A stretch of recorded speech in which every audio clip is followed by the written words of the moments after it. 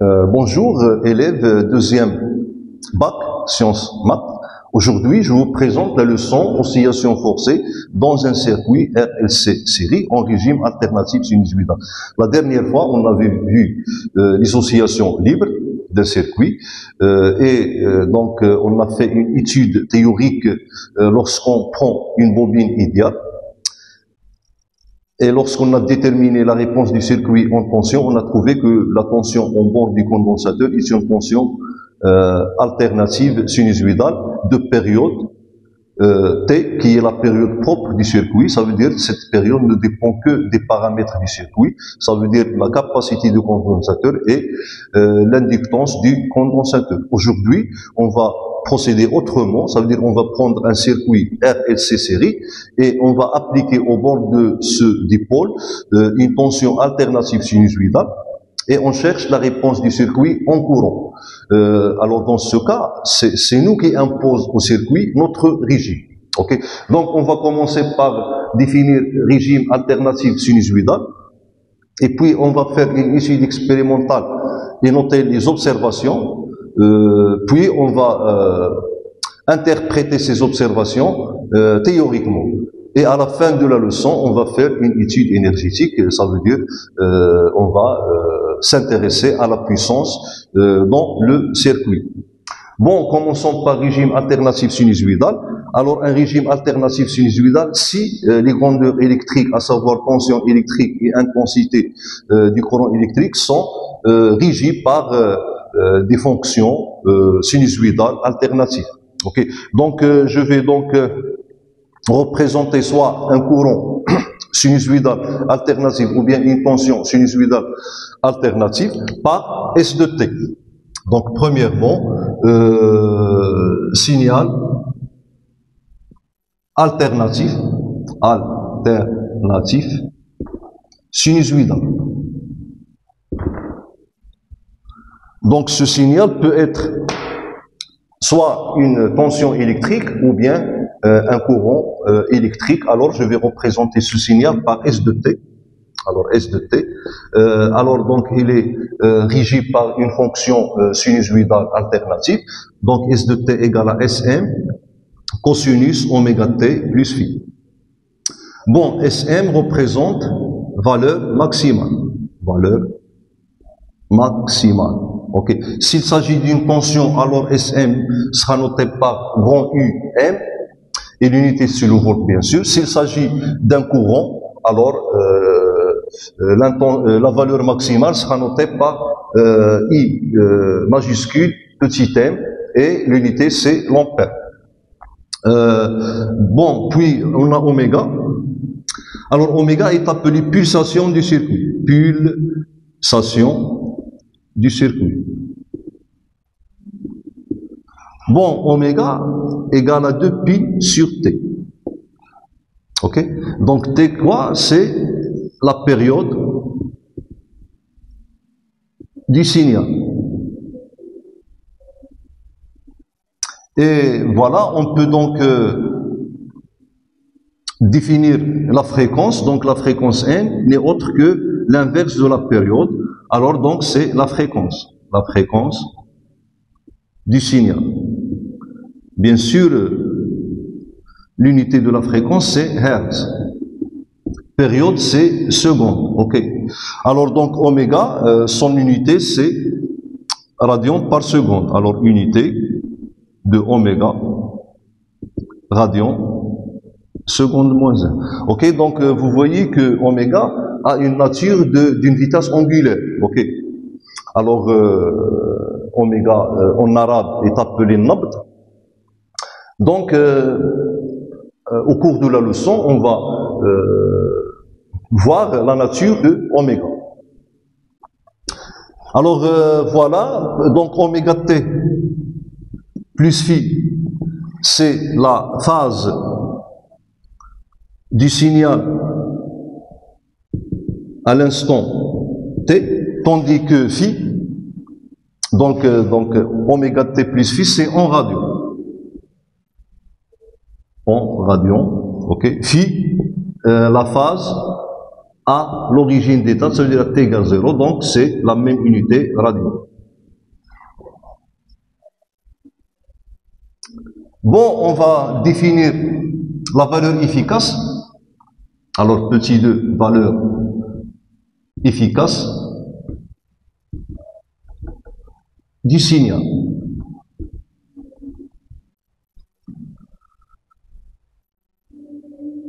Bon, donc, en tronc commun, on a vu la relation entre la valeur efficace et la valeur maximale. Et on a donné la valeur efficace, donc on le note tout simplement grand S, qui est égal à la valeur maximale divisée par la racine de 2.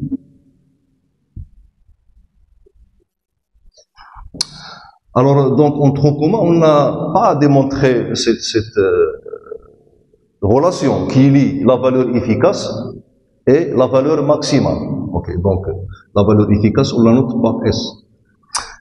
Alors, pourquoi? Parce qu'on n'avait pas assez d'outils mathématiques pour montrer cette relation. Okay. Alors, quelle est la définition de la valeur efficace du courant électrique ou bien de la tension électrique? Okay. Donc, ou bien la signification physique de cette valeur efficace, si on prend par exemple la valeur efficace du courant. Okay. Donc, la valeur efficace du courant, c'est quoi? C'est l'intensité du courant continu, okay, qu'on doit appliquer ou bien qui doit parcourir un conducteur ohmique pendant la période T, okay, et produit au cours de la même intervalle de temps une énergie thermique qui sera égale à celle produite par le courant sinusoïdal alternatif qui parcourt ce dipôle pendant la même durée, ça veut dire pendant T. Alors, je vais expliquer par des schémas.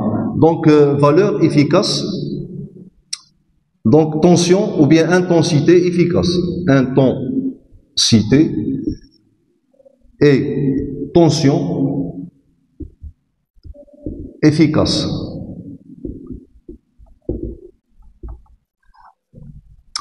Bon, on a un conducteur ohmique de résistance R. Bon, donc la valeur efficace, c'est, ou bien l'intensité efficace, c'est l'intensité continue d'un courant continu I qui parcourt le conducteur ohmique R pendant delta T, qui est égal à la période T du signal sinusoïdal, et elle produit un effet joule qui dégage bien sûr de l'énergie thermique, et cette énergie thermique sera égale à l'énergie thermique produite par la tension ou bien le courant alternatif sinusoïdal qui parcourt ce même dipôle pendant la même durée de temps qui est la période. Alors là, j'ai U efficace, ok. Donc là, j'ai le même dipôle. Alors il est parcouru par le courant alternatif sinusoïdal, ok. Alors donc là, j'ai la tension alternative sinusoïdale. Bon, pendant T, ok, période de I de T, ok, parce que si la période de I de T c'est T, forcément la tension en borne de ce dipôle aura la même période d'après la loi d'Ohm. Ok. Alors donc pendant période d'état T, alors on va noter ici l'énergie thermique et la énergie thermique. Donc pendant T, période de T, ça veut dire que ces deux dipôles, ok, vont produire ou bien vont avoir la même énergie thermique dégagée vers l'extérieur. Alors donc, le cas 1 et le cas 2. Okay. Alors donc 1, je vais exprimer cette énergie thermique. Donc tout d'abord, on va exprimer la puissance. Okay. Alors donc, la puissance P, okay, sera égale à UI. Okay. Même chose ici. Donc 2, la puissance P sera égale à I ou bien U fois I. Ok. Alors donc ici, appliquons la loi d'Ohm. On a U égale à RI. Et la loi d'Ohm donc s'applique dans tous les cas, que ce soit régime continu ou bien régime alternatif. Alors donc on a U égale à R fois I. Donc ici je vais substituer I, ok, et écrire RI. Ça veut dire que P sera égal à RI au carré, et là j'aurai U égale à RI au carré.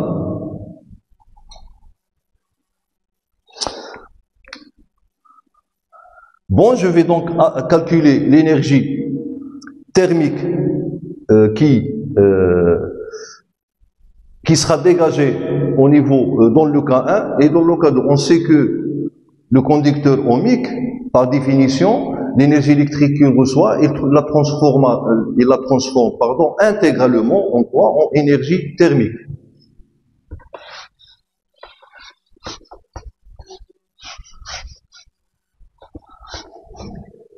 Donc ici 1 et là 2. Alors ainsi donc l'énergie thermique, ok, égale. Donc c'est la puissance fois delta T. Alors ici la puissance elle est constante puisqu'on est en régime continu.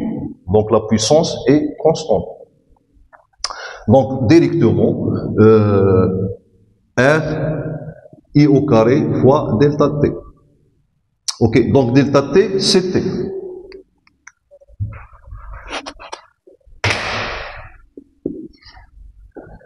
Bon, K2, ici, donc, la puissance, alors, ici, pardon, c'est la puissance. La puissance n'est pas constante, elle est variable. Ok. Donc, je dois faire une intégrale. Ça veut dire que ici, P, en fait, c'est la dérivée de l'énergie thermique. Ok, donc je peux écrire les dérivées de l'énergie par rapport à T. Donc, l'énergie thermique totale, voilà, sera égale à l'intégrale de R I au carré dt 0 T. Bon, I c'est l'intensité efficace, ok. Alors, donc, lorsqu'on calcule cette intégrale, alors I, donc, c'est une fonction sinusoïdale alternative. Alors, on a I égale à I max, cosinus, donc, oméga, T, ok. Donc, plus phi. Je peux prendre phi égale à 0. I au carré égale à IM au carré, cosinus, donc, carré, oméga t plus phi. Ainsi, donc, l'énergie thermique dégagée entre 0 et t sera égale à l'intégrale 0t, alors R IM au carré, cosinus carré de oméga t plus phi, dt.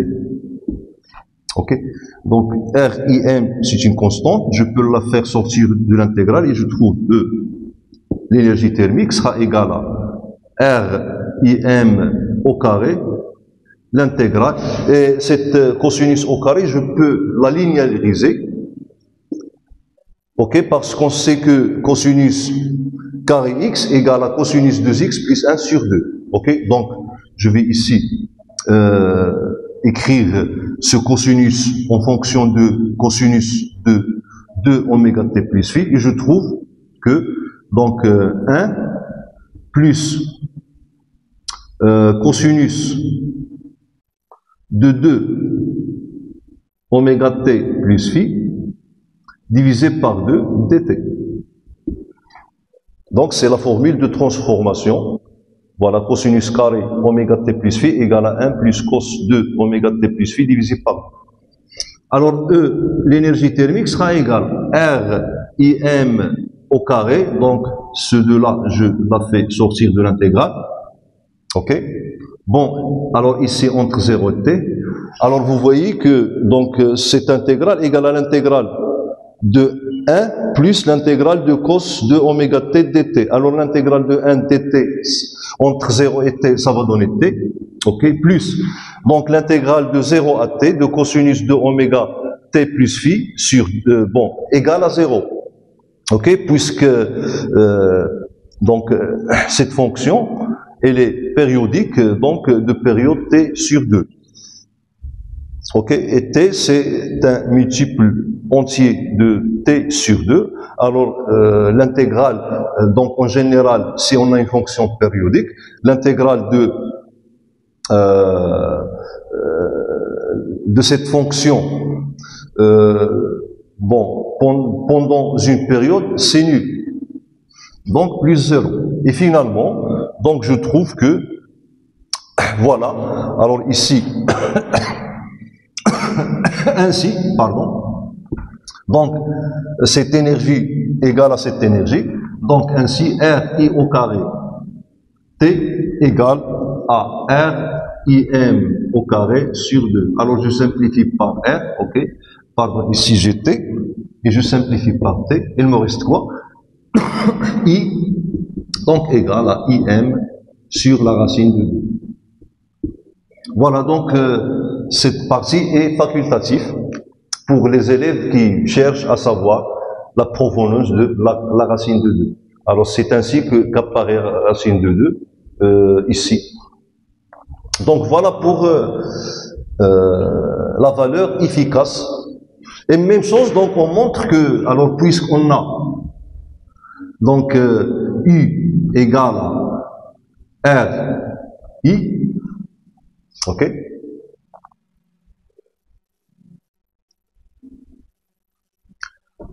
Bon, on trouve que U égale à U max sur 2. La racine de 2, pardon.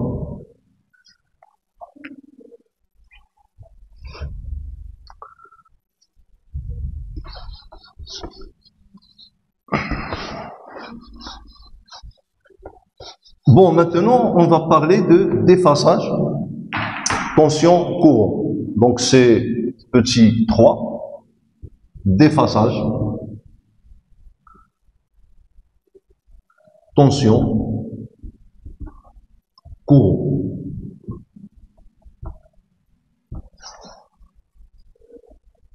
Bon, on a U de t égale à cosinus oméga t plus phi. Alors, phi de la tension, donc je peux mettre ici U. Et I de t égale à la valeur maximale donc cosinus oméga t plus phi I.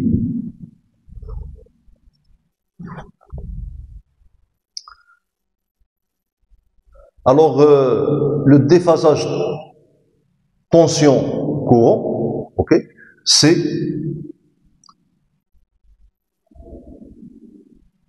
la valeur absolue de phi U moins phi I égale à, donc je peux la poser phi. Donc si j'enlève la valeur absolue, alors phi qui est égal à phi U moins phi I est la phase de la tension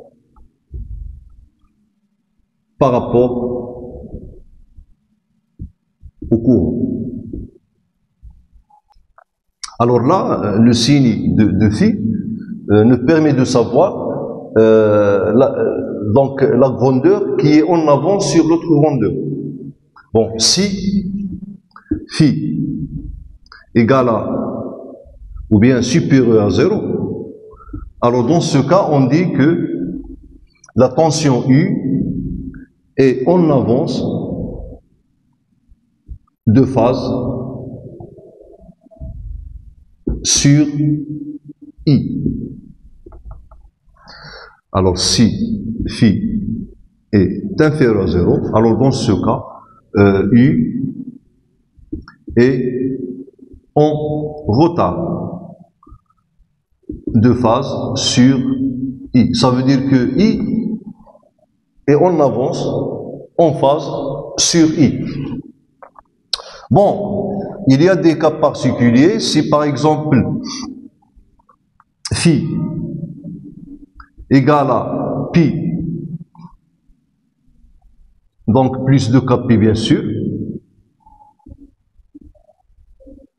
alors dans ce cas, ou bien plus ou moins phi, alors dans ce cas on dit que U et I sont en opposition de phase. En opposition de phase. Bon, si phi égale à plus pi plus 2 kpi, dans ce cas, U et I sont en opposition de phase et I est en avance, en phase par rapport à I. Bon, alors phi égale à moins plus pi sur 2 plus 2 kpi. Alors dans ce cas, on dit que que U et I sont en quadrature de phase.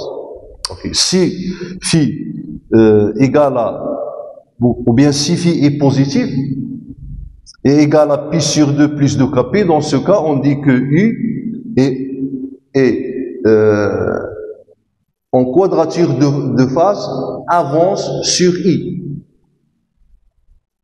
Si phi égale à moins pi sur 2 plus 2 kp, alors dans ce cas, on dit que U et I sont, ou bien U est en quadrature de phase retard par rapport à I. Ok? Donc U et I sont en quadrature de phase.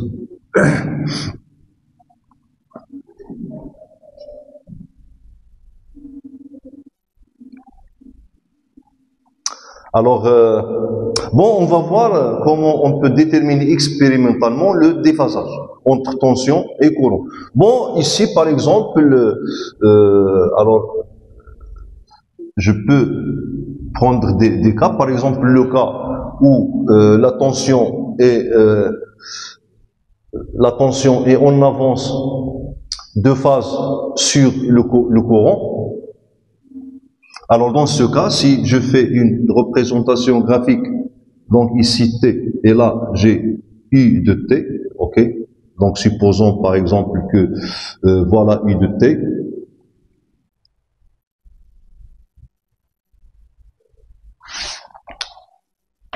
Et avec le rouge, je veux représenter I de T. Bon, I de T, par exemple, ok, aura cette allure, voilà. Par exemple. Bon, alors dans ce cas, donc I de T. Alors dans ce cas, la tension est en avance de phase sur I. Alors pourquoi? Parce que la tension U atteint la valeur maximale, ok, avant le courant I. Ok, si on visualise ces deux tensions en bord d'un oscilloscope, donc on va voir que I prend la valeur maximale avant que I prend la même valeur, ça veut dire la valeur maximale, ça veut dire I1. Ok, donc ici on a U et on avance de phase. Donc par rapport à I.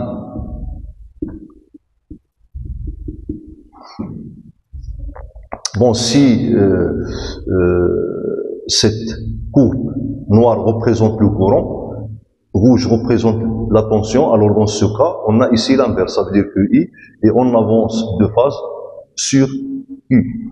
Ok, le cas de l'opposition de phase. Ok, donc sur la même figure, voilà, ou bien le même repère, ici j'ai T et là j'ai U de T en rouge. Ok, donc par exemple, voilà I de T. Alors là, on parle de déphasage lorsque les deux signaux électriques ont la même période. Bon, là, donc en opposition de phase, voilà. Ça veut dire qu'ils s'annulent à la même instant, mais la tension, lorsqu'il est maximal, le courant est minimal. Et là, j'ai la tension U, I, U, et on avance de phase par rapport à I, parce qu'il atteint la valeur maximale avant I.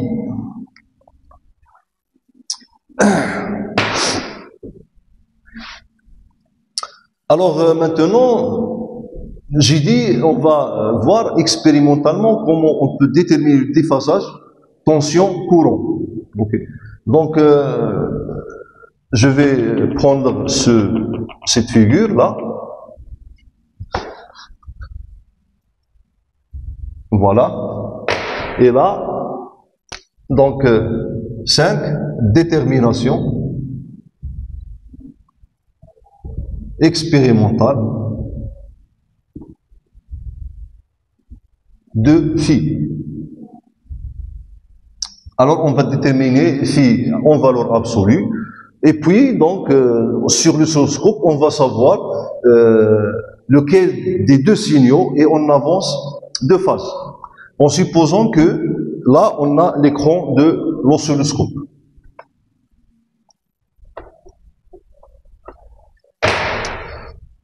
Voilà, ici, j'ai par exemple un écran d'oscilloscope.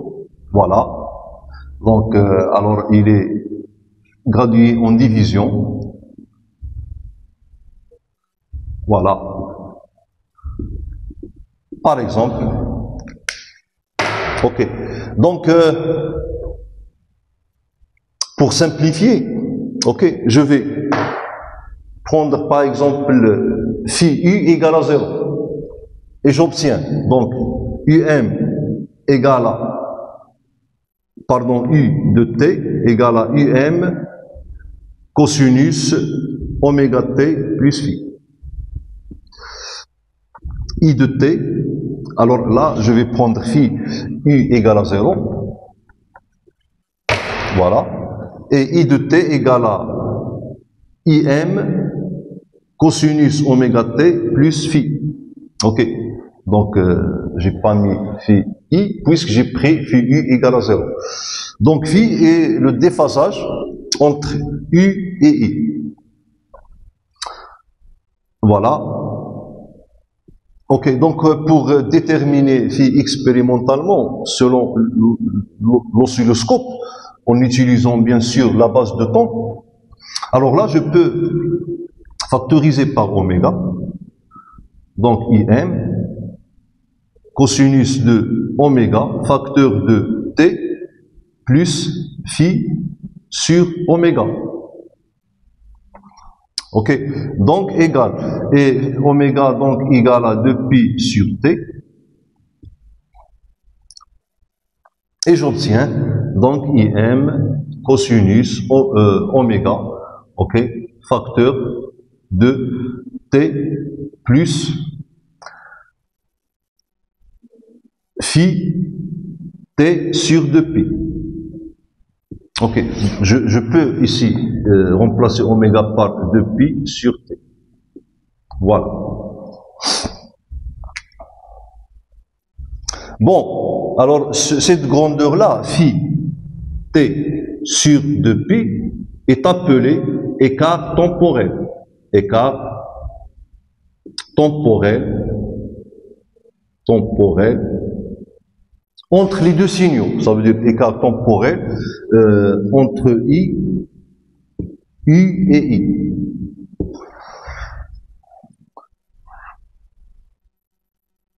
Alors cet écart temporel sur la figure, c'est ce qu'on mesure nous. On mesure l'écart temporel. Bon, ici, donc je vais prendre par exemple, alors voilà l'axe central, ok. Bon, des abscisses, et voilà l'axe central des ordonnées. Alors j'ai pas besoin de cet axe, donc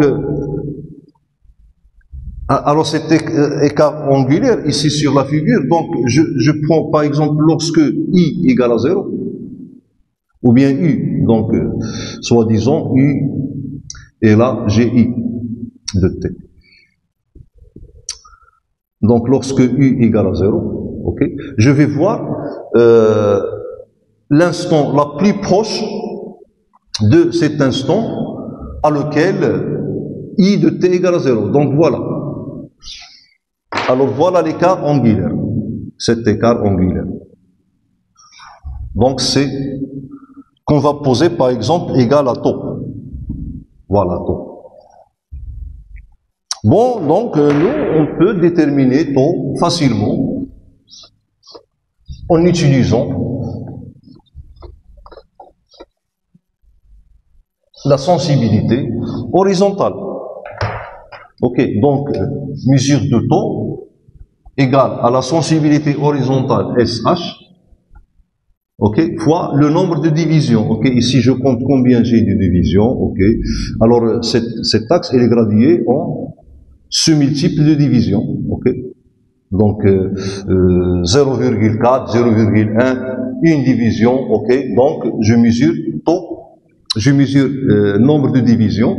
Ok, fois nombre de divisions. Et comme ça, je détermine tau, ok? Et finalement, je reviens ici et je trouve que phi égale à, donc phi égale à 2pi tau sur t. 2pi tau sur t.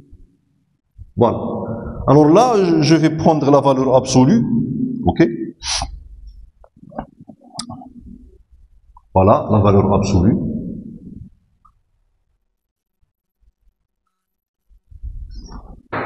Bon, maintenant, on va vous présenter un vecteur appelé vecteur Fresnel. Alors, ce vecteur Fresnel, pourquoi on va le définir?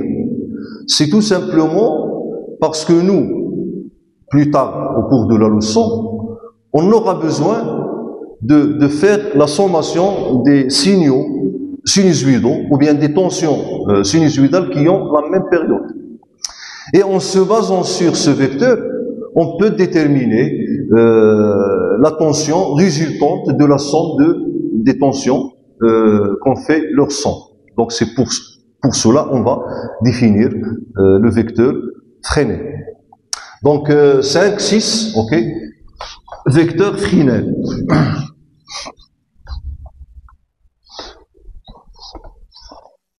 Donc, sixièmement, vecteur Fresnel. Donc, S ne se prononce pas. Alors, à chaque fonction sinusoïdale alternative, on peut lui associer un vecteur tournant appelé vecteur Fresnel. Donc le vecteur Fresnel, c'est un vecteur tournant qu'on associe à une fonction sinusoïdale, ok, alternative. Ok, même s'il ne pourra pas être alternatif, donc on peut quand même lui associer ce vecteur tournant. Donc c'est un vecteur tournant qu'on va noter par V, par exemple.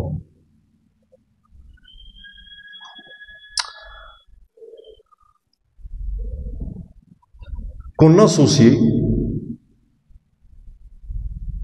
à un signal ou bien une fonction sinusoïdale. Alors, pour notre cas, donc, on va l'associer à une tension. Ok. Alors, à une tension, ou bien pour parler d'une façon générale,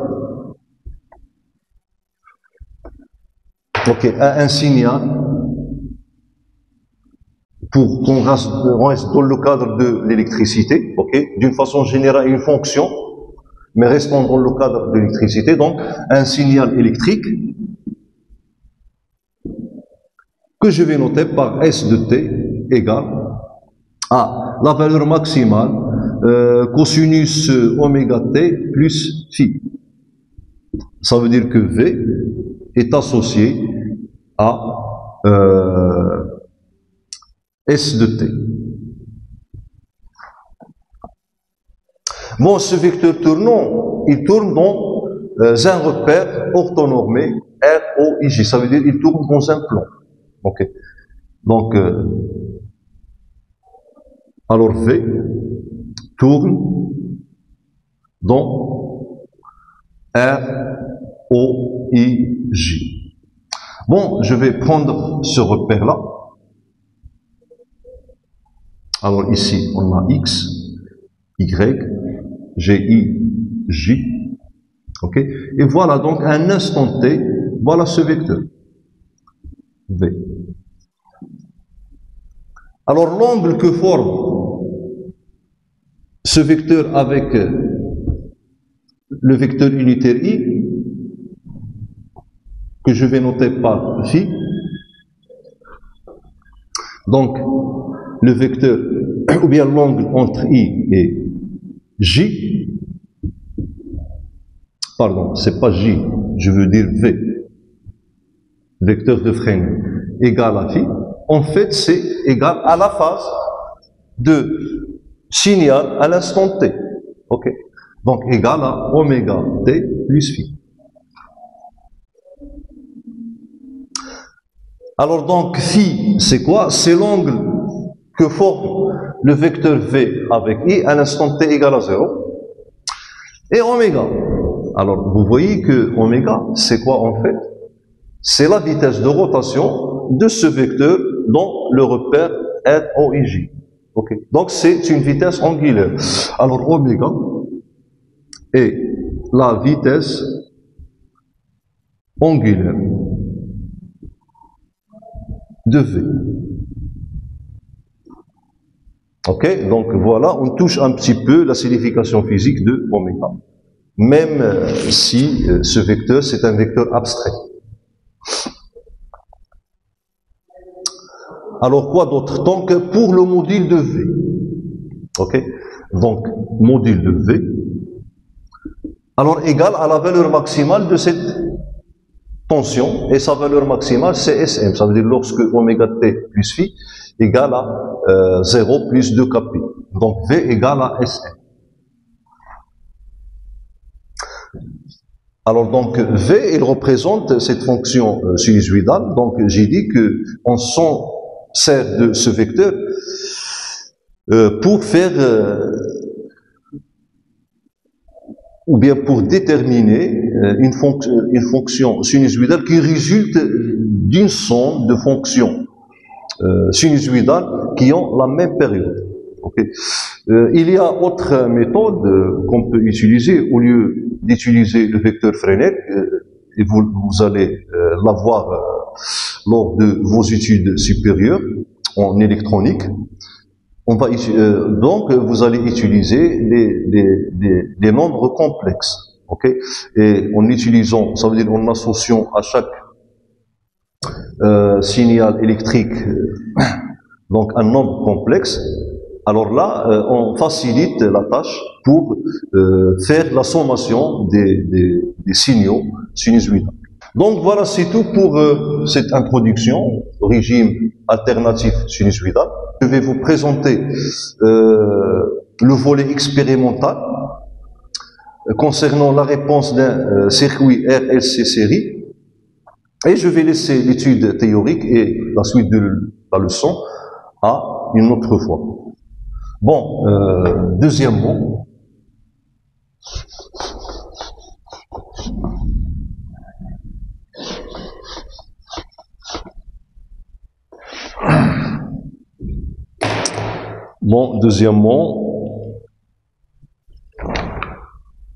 oscillation forcée.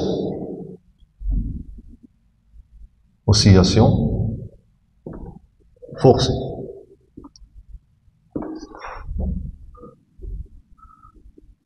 Bon, on va commencer par, bien sûr, oscillation forcée dans un circuit RLC série, ok, ici c'est dans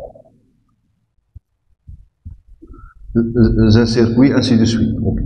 Bon, premièrement, étude expérimentale.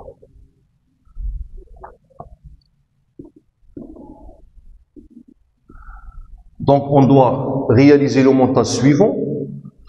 Bon, on a notre dipôle, la bobine, ok, le condensateur et la résistance. Donc, à ce dipôle, on applique une tension sinusoïdale alternative à l'aide d'un GBF. Bon, GBF, qui applique la tension U de T.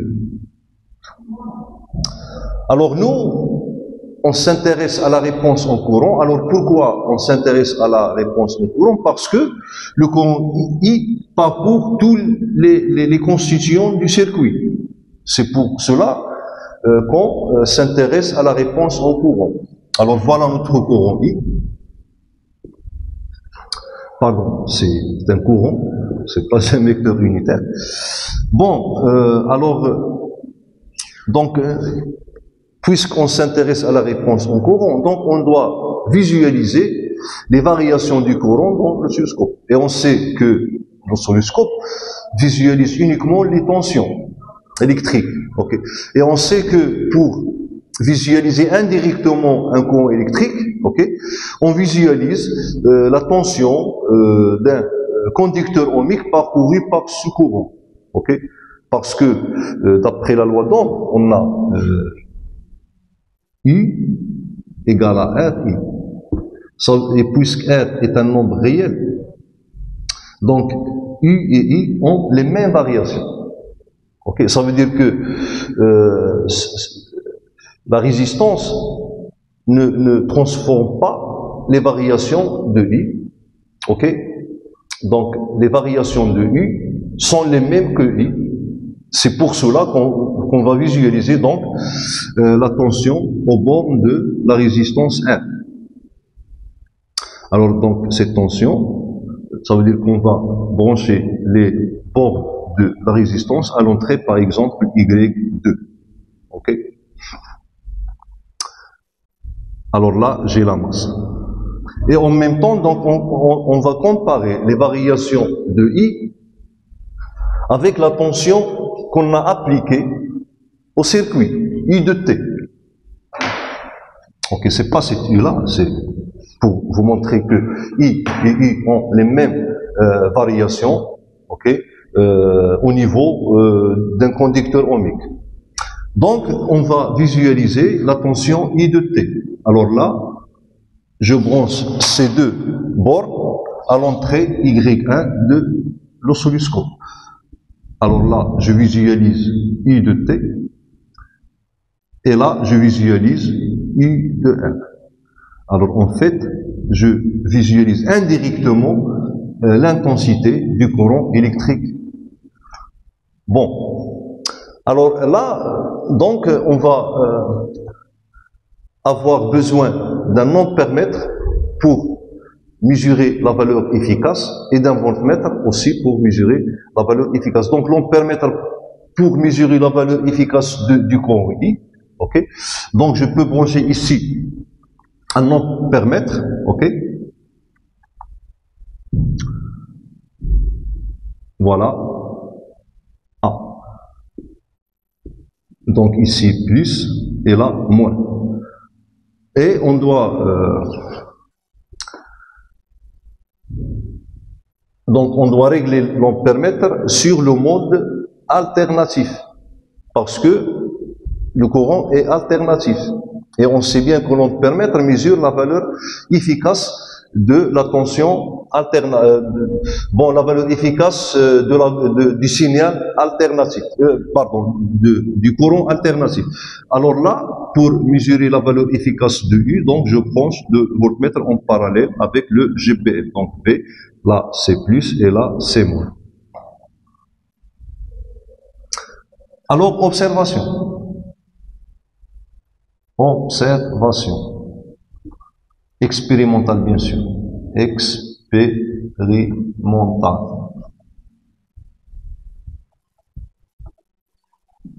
Bon, la première observation est que cette tension U, qui a les mêmes variations que I, est une tension sinusoïdale alternative, de même période que la tension U. Donc, c'est la première observation. Donc, I est alternative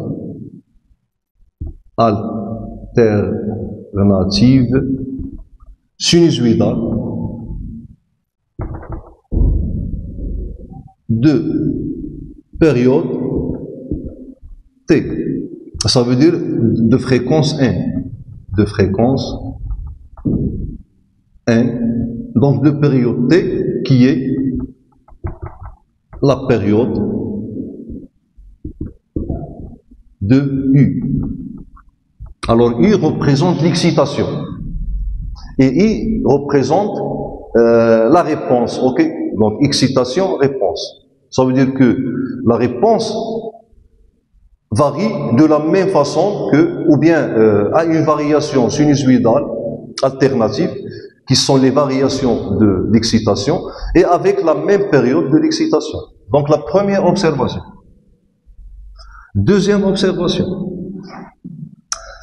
Bon, alors là, on va varier quoi? On va faire varier l'intensité efficace. Pardon, la tension efficace, ça veut dire U, la tension efficace. En faisant et en fixant la fréquence. Ça veut dire que parce que en GPF, je peux faire varier soit l'amplitude, ça veut dire la tension efficace, ou bien maximale. Donc, qui dit intensité efficace dit tension efficace dit tension maximale. Donc, on pourra faire varier la tension maximale, et aussi on peut faire varier la fréquence. C'est pourquoi c'est un GBF, générateur à basse fréquence. Bon, donc N est fixe, ça veut dire on fixe N, et on fait varier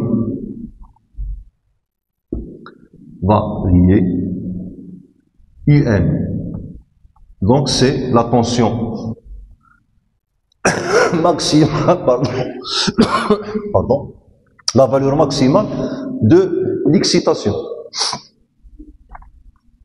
Bon, on trouve quoi? On remarque que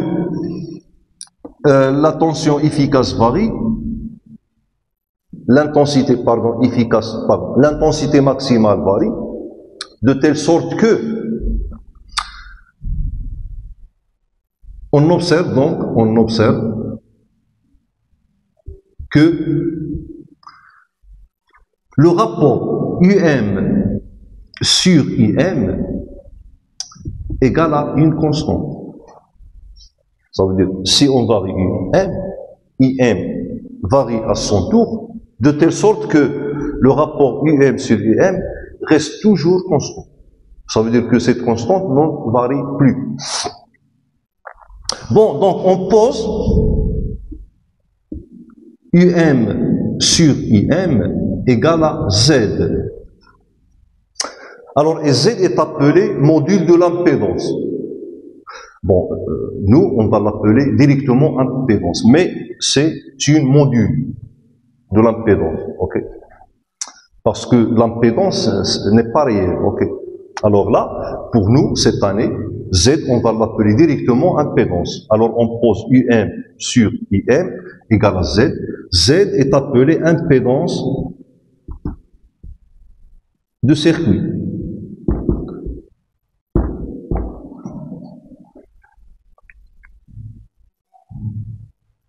Bon, vous voyez que cette impédance a la nature d'une résistance, parce que la résistance, c'est la tension sur l'intensité. Ok, donc Z a une nature d'une résistance. Donc son unité est ohm. Alors Z impédance du circuit exprimée en ohm.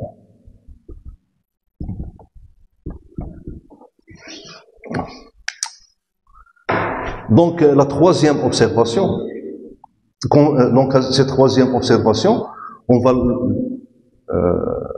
consacrer à elle un paragraphe tout entier. Bon, voilà, je vais effacer donc ce schéma.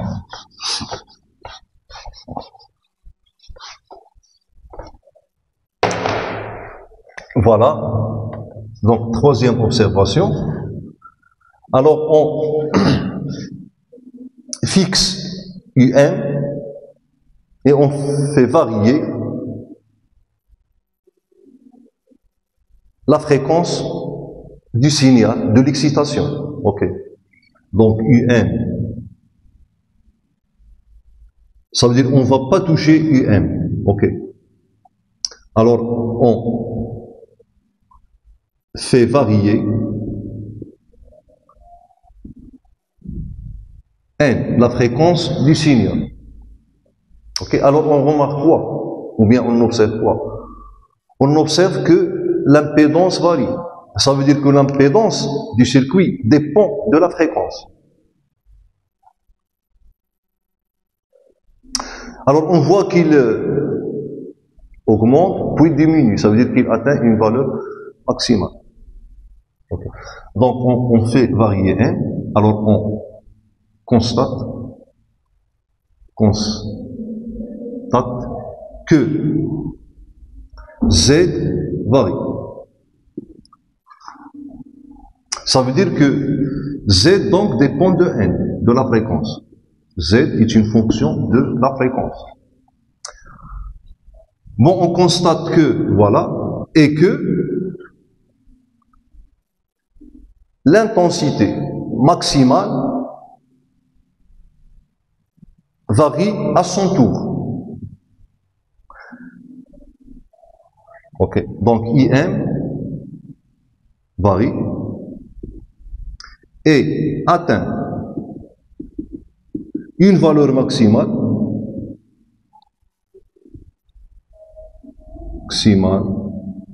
qu'on va noter par I0 par exemple, lorsque